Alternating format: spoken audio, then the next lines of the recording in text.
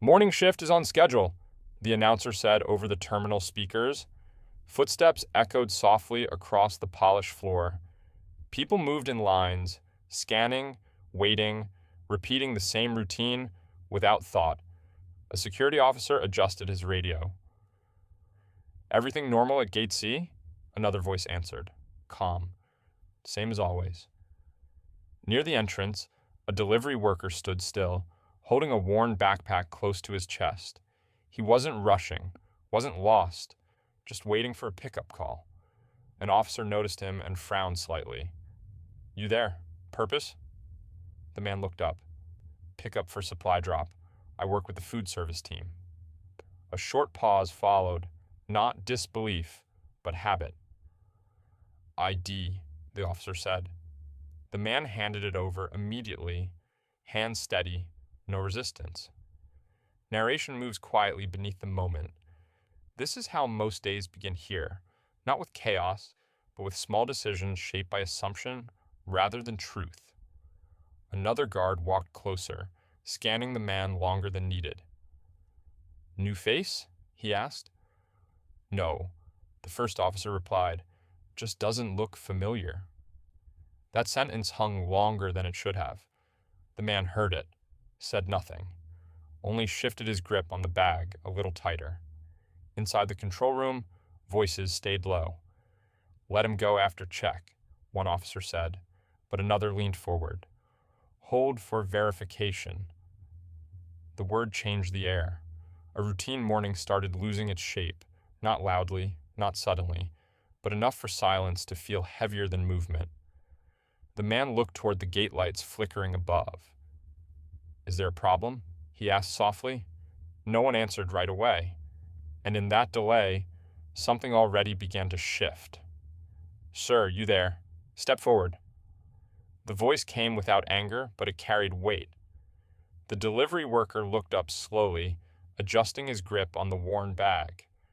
"Yes," he said, calm. An officer studied him longer than needed. "Purpose of entry?" "I'm here for pickup. Food supplies for the East Wing." Another guard exchanged a look. No words, just a glance that said more than the question itself. Narration settles in quietly. Nothing about his words was wrong, but something unspoken had already started forming in their minds. "ED," the first officer said. The man nodded once and handed it over immediately.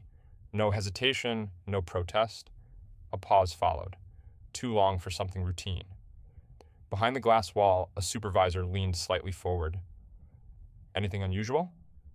"No," the officer replied, but his eyes stayed on the man. "Just not familiar." That sentence shifted the air, not loud, not direct, but enough to tilt judgment. The man noticed. "Is there a problem?" he asked softly. No one answered right away. Instead, another officer stepped closer. "Where are you from?" The question landed heavier than intended. The man blinked once, steadying himself. "Same city. I work here every week." A silence followed. Not disbelief, something closer to hesitation refusing to speak. The first officer lowered his gaze for a moment, then said, "Hold for verification." The words were simple, but final. The man didn't argue, didn't raise his voice. He only nodded slightly, as if accepting something he had seen coming before it was said. And in that quiet acceptance, the decision against him fully took shape. "Step aside," the officer said, voice firm but controlled, cutting through the noise of scanners and footsteps. The man looked at him, confused but calm. "I'm just here for pickup. Food supplies." A pause followed. Not long, but heavy enough to shift the air. Another officer adjusted his stance. "Stand there for now." The man didn't argue. He simply stepped back slightly, holding his bag closer. Narration stays quiet beneath the moment. This is where simple explanation should have ended everything, but it doesn't. The system is already leaning toward action instead of understanding. The first officer spoke again, lower this time. "Wait for verification," Those words changed the space. People nearby slowed their movement without realizing why. The man nodded once. I come here every week. Same route. No response. An officer avoided eye contact, scanning the ID again without really seeing it. A radio crackled softly in the background, but no one answered the man's clarity with clarity. Instead, another voice said, "Hold him here." That sentence removed doubt and replaced it with procedure. The man stayed still. No anger, no resistance, just silence forming around him like a wall. And in that silence, control shifted, not through force, but through decision already made before truth could enter the room. "Hands visible," the officer said, stepping forward with the crew moving in sync behind him. The man lifted his hands immediately. "I'm not resisting. I'm just here for pickup." No one responded to his words. They were heard, but not processed. Narration moves quietly under the moment. Procedure has already replaced understanding. What should have been a conversation is now a sequence of actions already decided. Another officer tightened his grip. "Stay still." The man obeyed without hesitation. His calmness was still there, but now surrounded by control he did not create. A voice from the side tried to speak. "He said he works here." "Step back," someone cut in. Silence swallowed the rest of the sentence before it could reach anyone who mattered. The crew formed a tighter line, not violent, but final in structure. Each movement followed training, not thought. The man looked at them once. "You can check everything. I have nothing wrong." No reply. A radio clicked softly. A camera blinked red above them, recording without interruption. One officer hesitated for a second.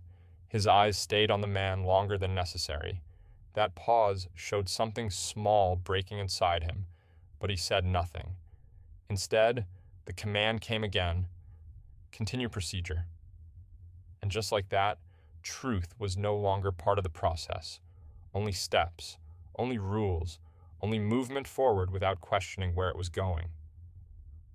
Another complaint came in last week, the junior officer said quietly, holding a tablet. A senior officer didn't look up. "Same type?" "Yes. Delivery worker. Held at gate B for almost an hour. No reason logged." A pause followed. Only keyboard sounds filled the room. "Mark it as resolved," the senior said. The junior hesitated. "But it's the third one this month." Still no eye contact. "We follow procedure, not patterns." Narration sits under the silence. Files like this don't scream. They disappear. One by one, they build something no one is willing to name yet. The junior officer lowered his voice. "People are saying it's always the same type of workers." The senior finally glanced up, expression flat. "Don't turn it into something bigger." That sentence ended the conversation, not because it was correct, but because it carried authority. The junior nodded, but his hand stayed over the report a second too long, as if unsure whether closing it meant forgetting it or burying it. A message pinged again. Another case. Same category. Same outcome. Waiting. He looked at the screen, then at the empty room. "Should I log this too?" he asked softly. No answer came immediately, only silence, trained and familiar. Then a short reply, "Log it, but it changes nothing." He pressed enter, and somewhere in that action, repetition stopped being random. It became a system nobody was ready to question out loud. "It's happening again," the junior officer said quietly, staring at the screen. The senior officer didn't look away from his monitor. "What is?" The junior hesitated. "Same type of reports, different days, same people being stopped." A short silence followed. The senior finally spoke. "People get checked. That's normal." Narration slips in. Memories begin to surface in fragments.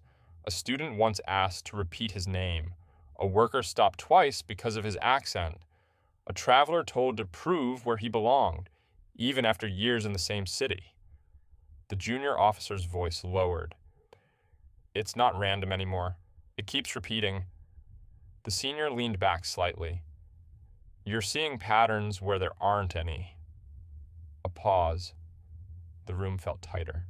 The junior didn't stop. Sir, I was there last week. Same thing. Same kind of people. That sentence changed nothing on paper, but something shifted in the air. The senior's tone hardened. Don't start labeling things. Silence returned, but it wasn't empty. It carried weight. The junior looked down at his report, then spoke again, slower. If we don't talk about it, it just keeps happening.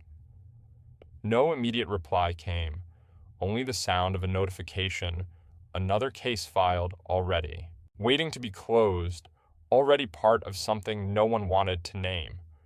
The senior finally said, almost flat, log it, move on.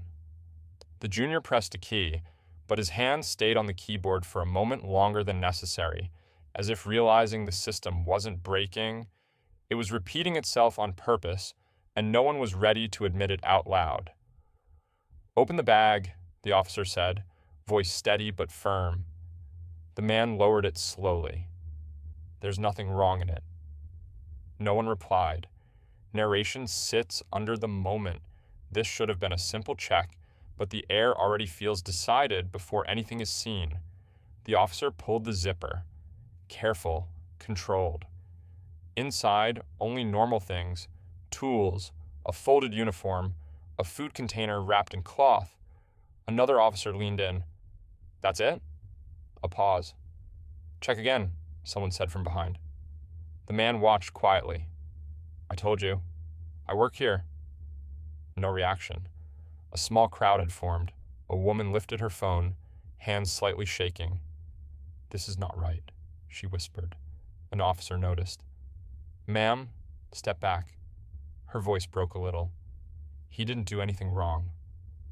No one answered her.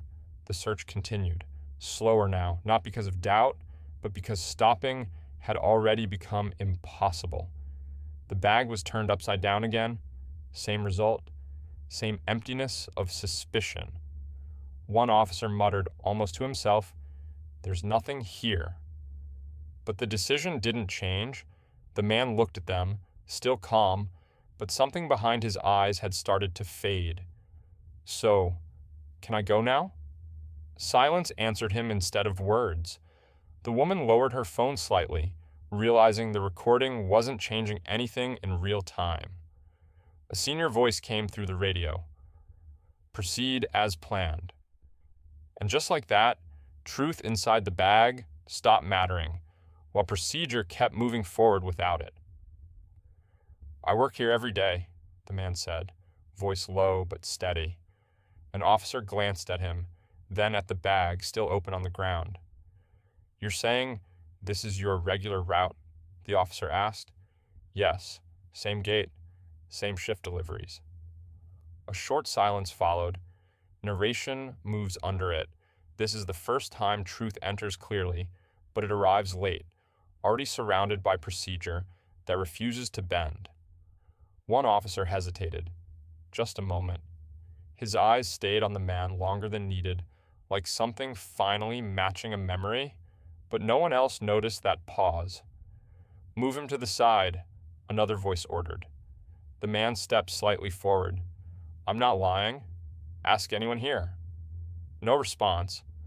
A worker in the background shifted uncomfortably, but said nothing. The hesitant officer lowered his gaze. That small break inside him stayed unseen, but it changed nothing outside. The senior voice cut through again. Continue process. The man's breathing stayed controlled, but something in his expression tightened. You can check records. I've been here for months. Still silence. The crew began to move again, not because doubt was gone, but because stopping would mean admitting it had ever existed. Narration holds the weight. Truth was spoken, but the system had already chosen its direction. The man looked around once, slower now. So my word doesn't matter here? No answer came.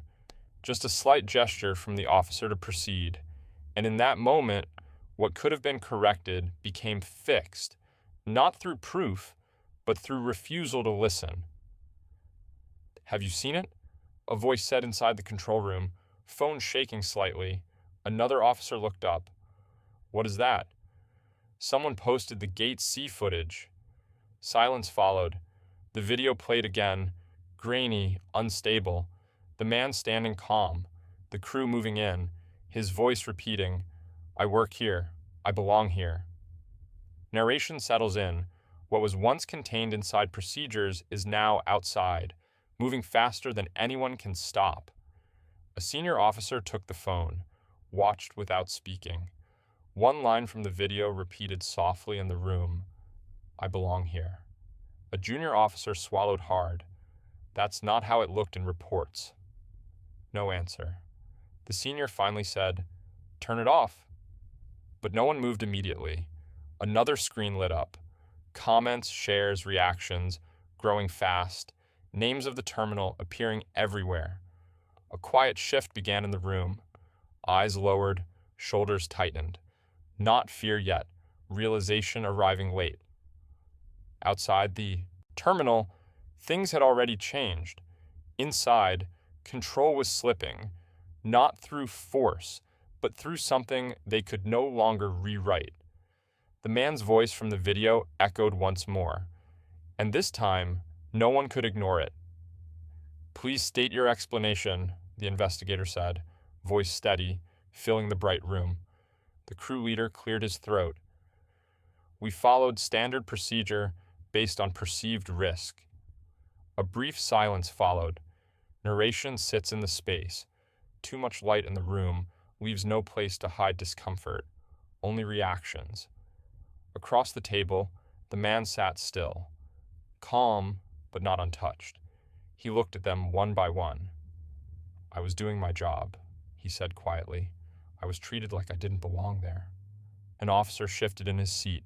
The leader responded quickly. We had to ensure safety. The man nodded slightly.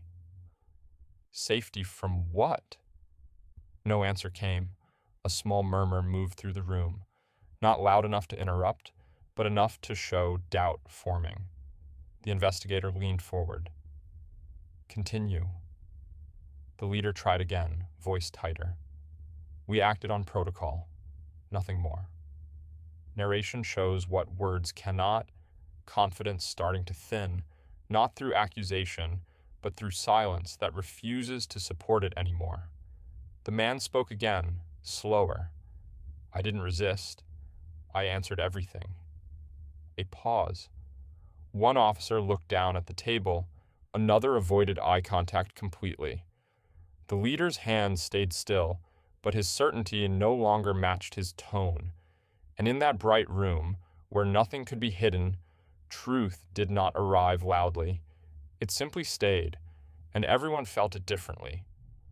We followed protocol, the crew leader said, voice controlled but tight. A brief silence followed. Narration moves quietly. Those words are meant to explain, but in this room, they sound heavier than intended, like they are trying to cover something already exposed. The investigator looked at him. Protocol for what, exactly? The leader hesitated. Perceived risk. Standard safety procedure. The man across the table spoke softly. I didn't feel like a risk. I felt like I didn't belong. No one responded immediately. An officer shifted in his seat. Another lowered his eyes. The leader continued, slightly faster now. We had to act quickly. We couldn't take chances. The man nodded once. I answered everything. I stayed calm. A pause stretched, not empty, uncomfortable.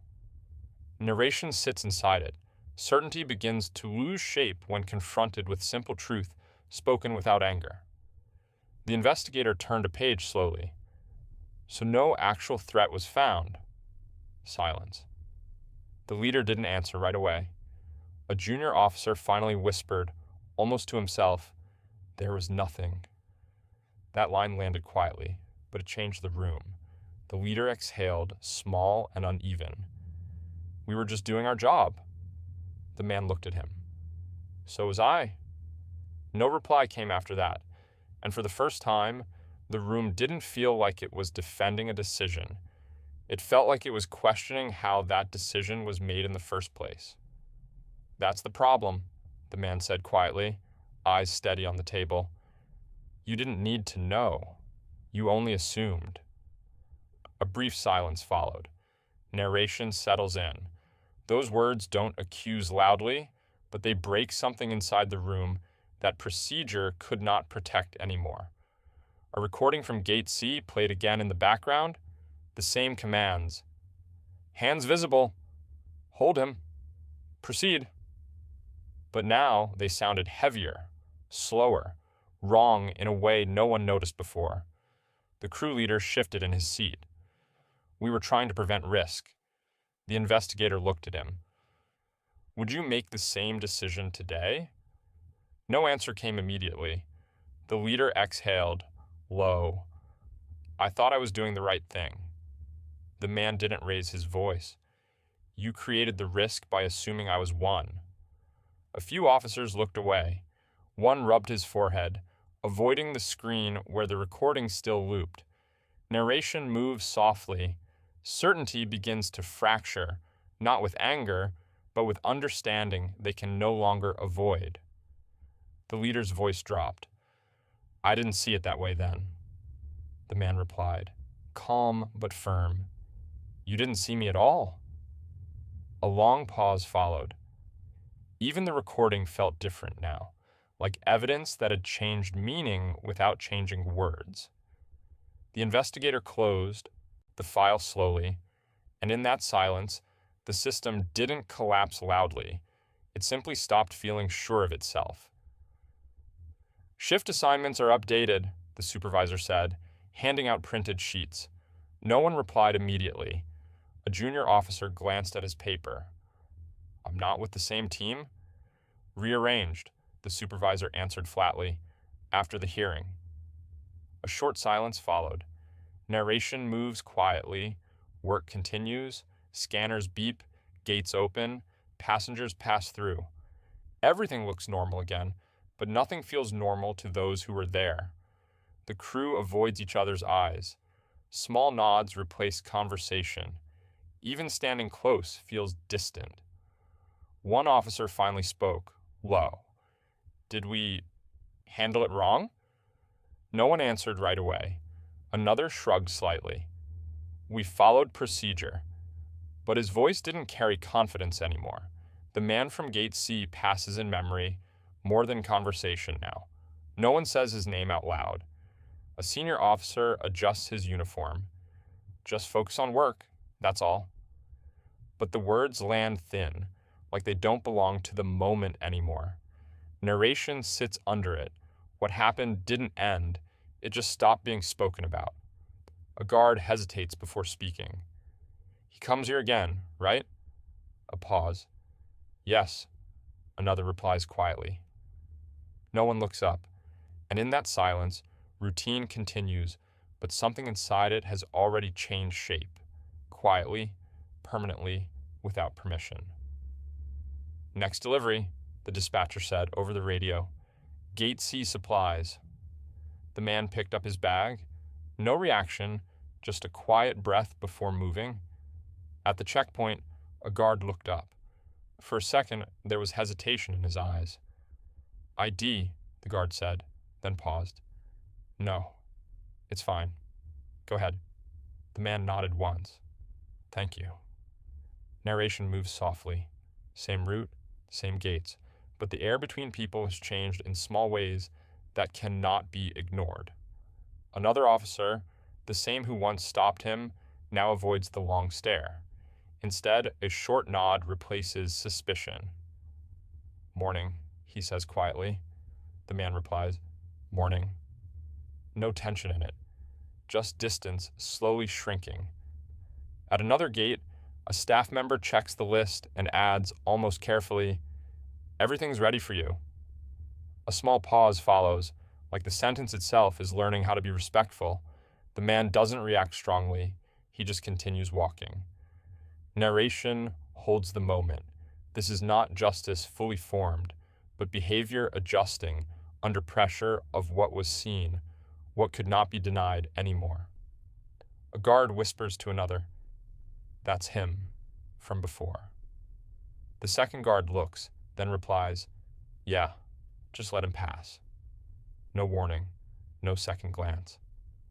The man hears none of it directly, but he feels the difference in the space around him, and as he walks through Gate C again, nothing is said out loud, but something inside the system has already started to correct itself, slowly, without permission, one small action at a time. "Break time," someone said, placing a cup near the table. The crew leader didn't respond. His gloves stayed in front of him, folded neatly, untouched. A junior officer glanced at him. "Sir, you okay?" No answer came at first, then quietly, "Yeah, just tired." Narration moves under the moment. He is still in uniform, still respected outside, but something inside him no longer stands straight. At home later, his daughter looks up from her phone. "You're early today," he nods. "Shift ended early." A pause. "Did something happen at work?" she asks. He hesitates. "No, just routine." Silence follows. Not angry, just empty. She goes back to her screen. He sits across from her, but there's no conversation now, only distance filling the space between words. Back at the table, his gloves sit untouched again, like they belong to someone else. He whispers, almost to himself, "I didn't think it would stay like this." No reply, only the ticking sound of a clock. Narration holds it. Authority still exists outside, but inside his own home, his certainty is breaking into small pieces that don't return. His daughter finally says, without looking up, "Are you okay?" He pauses too long before answering. "I don't know." And in that simple reply, something shifts, quietly, without anyone noticing fully, except him. "New guideline update," the supervisor said, placing a printed sheet on the table. An officer picked it up. "What changed?" He read quietly. "Assumption must never replace verification." A short silence followed. Narration sits under it. Just one line, but it carries everything that was ignored before, everything that came too late to matter fully. The officer frowned slightly. "We didn't need this before." No one answered immediately. At Gate C, the man stands again, waiting for clearance. Same place, same routine, but the air feels different around him. A younger guard looks at him, then says softly, "No check needed. You're clear." The man nods once. "Thank you." The guard hesitates. "Sorry for before." The man pauses. Not anger, not pride, just understanding. "Just don't repeat it." Silence follows, but it is no longer heavy in the same way. Narration moves quietly. Rules are written after damage, but sometimes they still change how people see each other, even if late. Inside the control room, the supervisor watches the sheet again. "Will this fix anything?" someone asks. He doesn't answer right away. Finally, "It won't fix it, but it stops it from becoming normal."